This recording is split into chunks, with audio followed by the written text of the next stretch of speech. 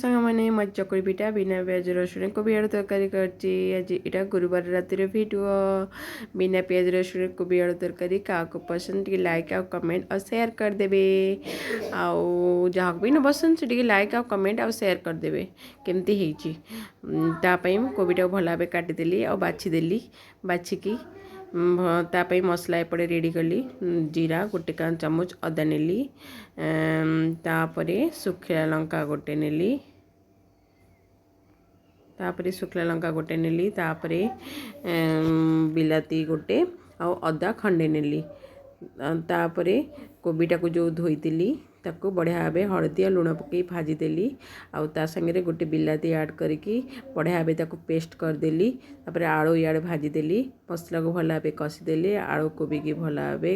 तादे कषिकी तरकारी प्रस्तुत पिठा भी प्रस्तुत पिठा कोबी आलू तरकारी देखु केमती कहतु।